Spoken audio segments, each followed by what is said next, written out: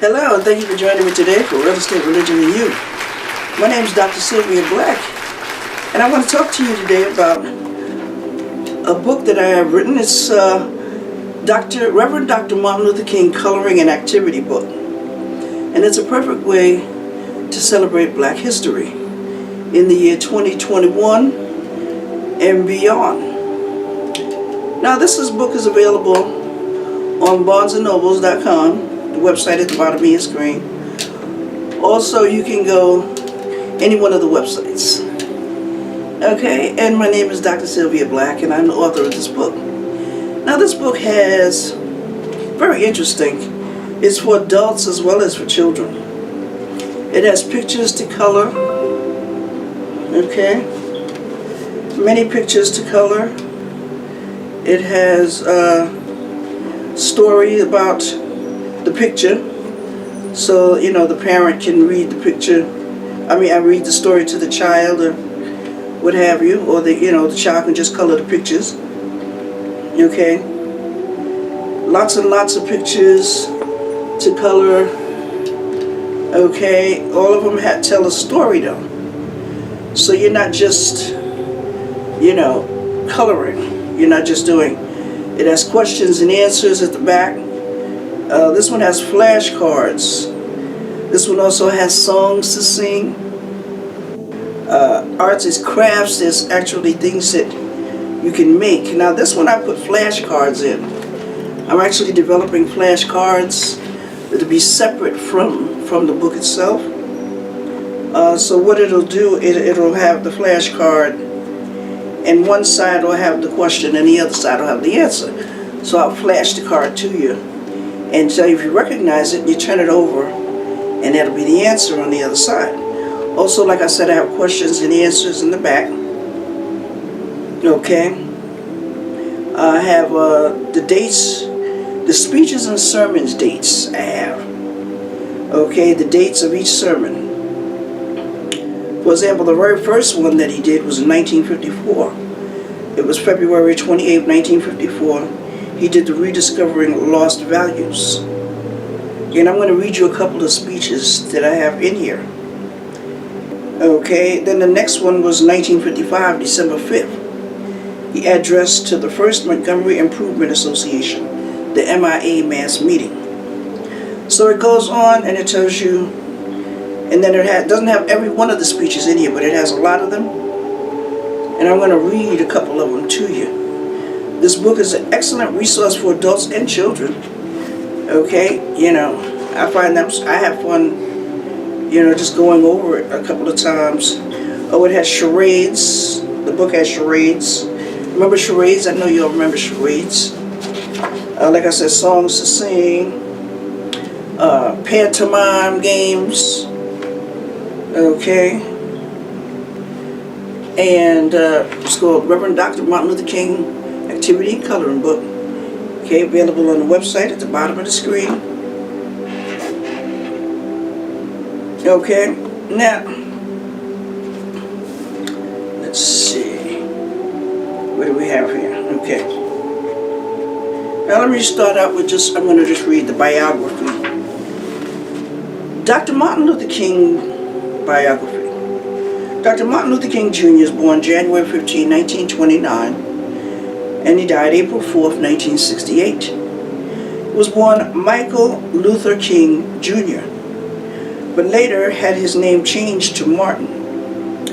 His grandfather began the family's long tenure as pastors of the Ebenezer Baptist Church in Atlanta, serving from 1914 to 1931. His father has served from then until the present, and from 1960 until his death, Martin Luther acted as co-pastor. Martin Luther attended segregated public schools in Georgia. Graduated from high school at the age of 15, he received a BA degree in 1948 from Morehouse College, a distinguished Negro institution of Atlanta from which both his father and grandfather had graduated.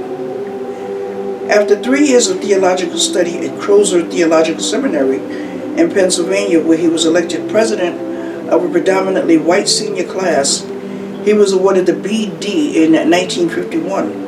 With the fellowship won at Crozer, he enrolled in graduate studies at Boston University, completing his residence for the doctorate in 1953 and receiving the degree in 1955.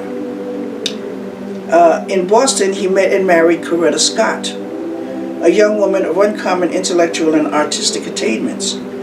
2 sons and 2 daughters were born into the family.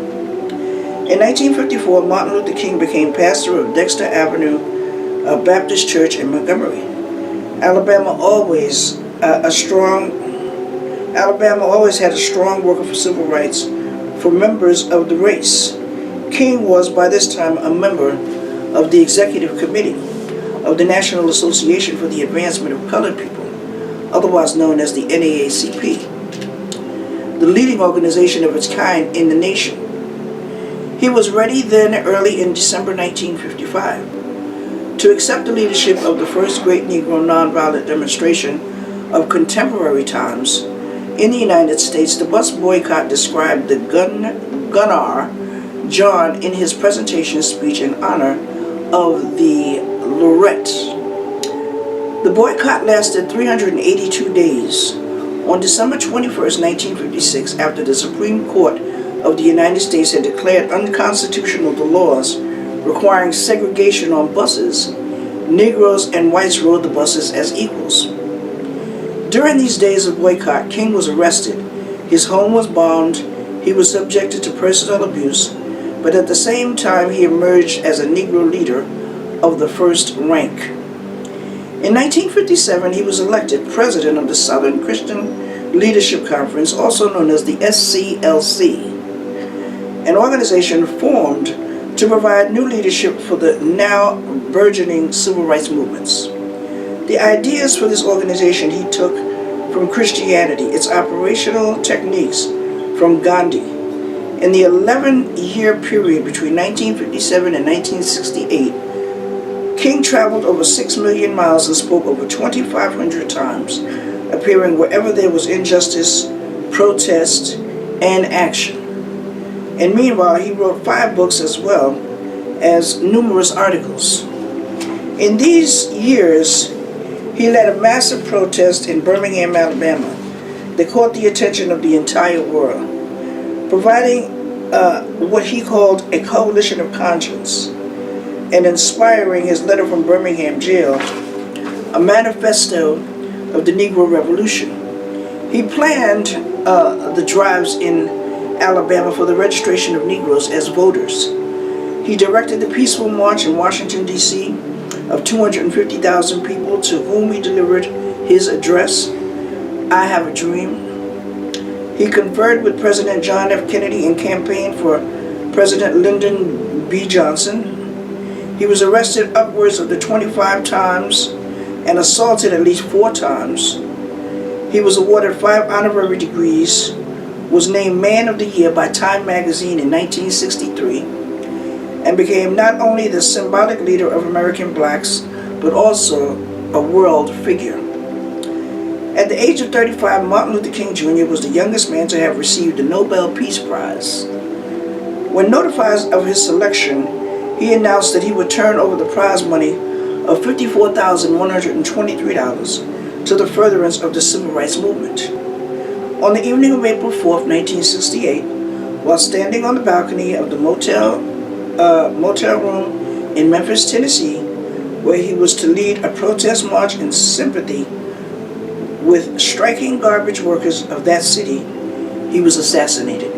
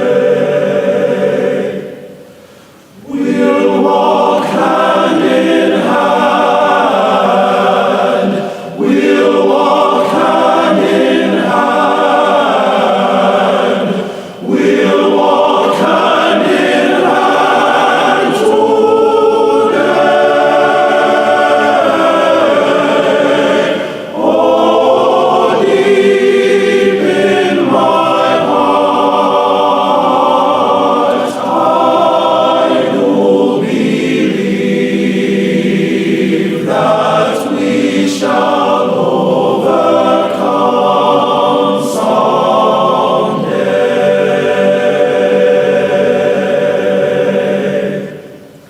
We are not afraid.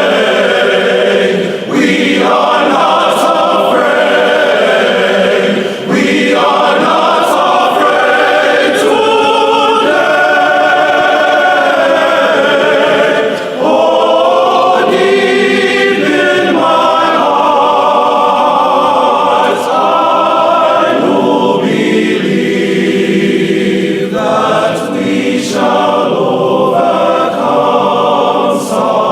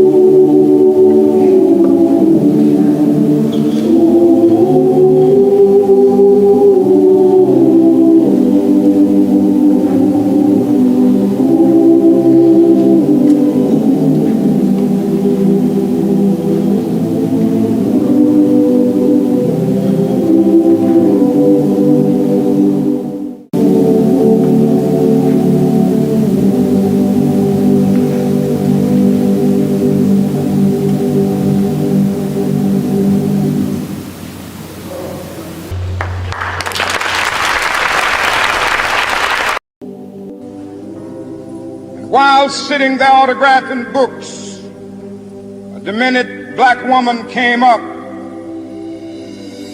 The only question I heard from her was, "Are you Martin Luther King?" And I was looking down writing, and I said, "Yes." The next minute I felt something beating on my chest. Before I knew it, I had been stabbed by this demented woman. I was rushed to Harlem Hospital. It was a dark Saturday afternoon. That blade had gone through, and the x-rays revealed that the tip of the blade was on the edge of my aorta, the main artery. And once that's punctured, you're drowned in your own blood. That's the end of you. Came out in the New York Times the next morning that if I had merely sneezed, I would have died. Well, about 4 days later, they allowed me, after the operation, after my chest had been opened and the blade had been taken out, to move around in the wheelchair in the hospital. They allowed me to read some of the mail that came in, and from all over the states and the world, kind letters came in. I read a few, but one of them I will never forget. I had received one from the president and the vice president. I've forgotten what those telegrams said. I'd received a visit and a letter from the governor of New York, but I've forgotten what that letter said. But there was another letter that came from a little girl, a young girl, who was a student at the White Plains High School. And I looked at that letter, and I'll never forget it. It said simply, "Dear Dr. King, I am a 9th grade student at the White Plains High School." She said, "While it should not matter, I would like to mention that I'm a white girl. I read in the paper of your misfortune and of your suffering. And I read that if you had sneezed, you would have died. I'm simply writing you to say that I'm so happy that you didn't sneeze. I want to say tonight that I too am happy that I didn't sneeze, because if I had sneezed, I wouldn't have been around here in 1960, when students all over the South started sitting in at lunch hours. And I knew that as they were sitting in, they were really standing up for the best in the American dream, taking the whole nation back to those great wells of democracy which were dug deep by the founding fathers in the Declaration of Independence and the Constitution. If I had sneezed, I wouldn't have been around here in 1962. The Negroes in Albany, Georgia decided to straighten their backs up. And whenever men and women straighten their backs up, they are going somewhere, because a man can't ride your back unless it is bent. If I had sneezed, I wouldn't have been here in 1963. Black people of Birmingham, Alabama, aroused the conscience of this nation, brought into being the Civil Rights Bill. If I had sneezed, I wouldn't have had a chance later that year in August to try to tell America about a dream that I had had. If I had sneezed, I'm happy tonight. I'm not worried about anything. I'm not fearing any man. Mine eyes have seen the glory of the coming of the Lord.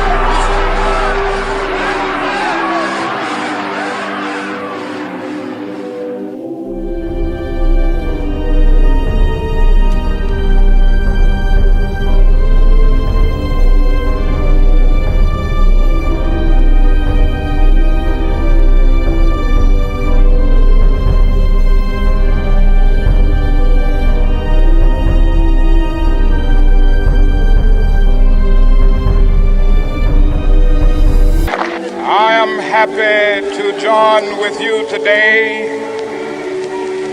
in what will go down in history as the greatest demonstration for freedom in the history of our nation.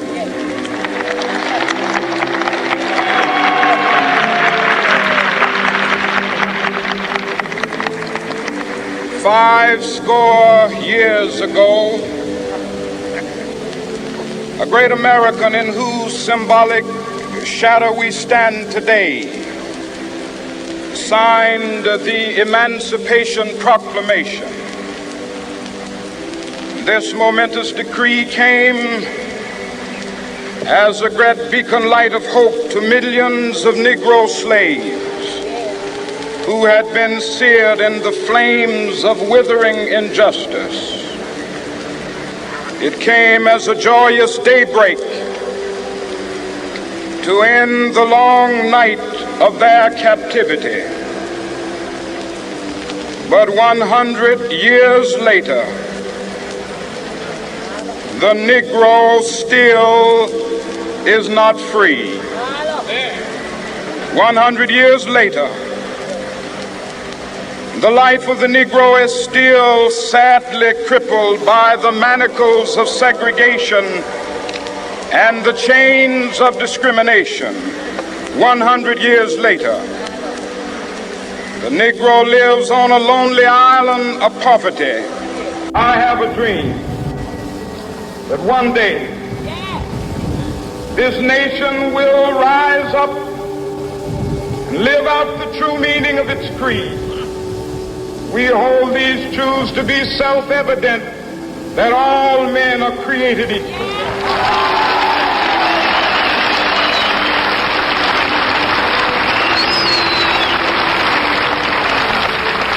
I have a dream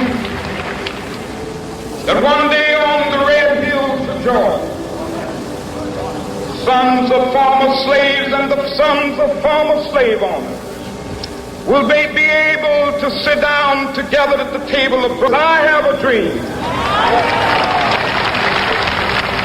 My 4 little children will one day live in a nation where they will not be judged by the color of their skin, but by the content of their character. I have a dream today.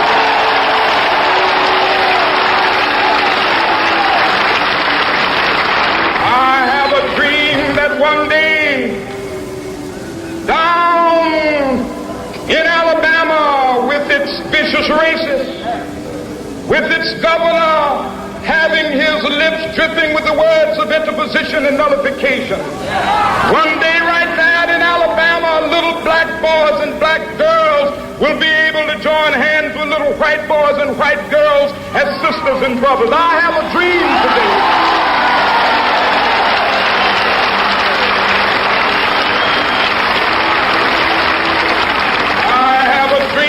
One day every valley shall be exalted, and every hill and mountain shall be made low. The rough places will be made plain, and the crooked places will be made straight. And the glory of the Lord shall be revealed, and all flesh shall see it together.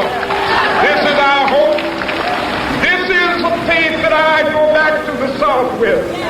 With this faith, we will be able to hew out of the mountain of despair a stone of hope. With this faith, we will be able to transform the jangling discords of our nation into a beautiful symphony of brotherhood. With this faith, we will be able to work together, to pray together, to struggle together, to go to jail together, to stand up for freedom together, knowing that we will be free one day.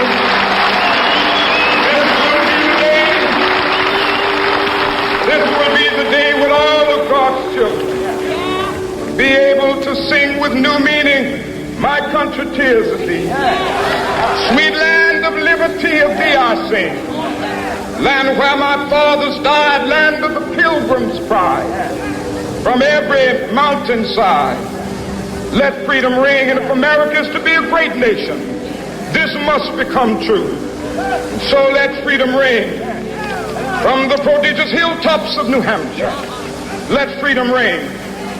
From the mighty mountains of New York, let freedom ring. From the heightening Alleghanies of Pennsylvania, let freedom ring. From the snow-capped Rockies of Colorado, let freedom ring. From the curvaceous slopes of California. But not only that, let freedom ring from Stone Mountain of Georgia. Let freedom ring from Lookout Mountain of Tennessee. Let freedom ring from every hill and molehill of Mississippi, from every mountainside. Let freedom ring in Whitney Capital. When we allow freedom ring, when we let it ring from every village and every hamlet, from every state and every city, we will be able to speed up that day when all of God's children, black men and white men, Jews and Gentiles, Protestants and Catholics, will be able to join hands and sing in the words of the old Negro spiritual, free at last, free at last, thank God Almighty, we are free at last. History of We Shall Overcome. It was the most powerful song of the 20th century.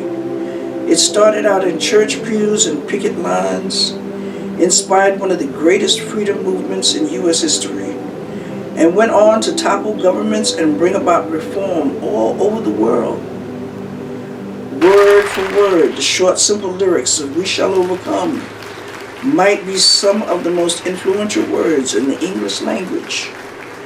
We Shall Overcome has its roots in African American hymns from the early 20th century and was first used in the protest song in 1945 when striking tobacco workers in Charleston, South Carolina sang it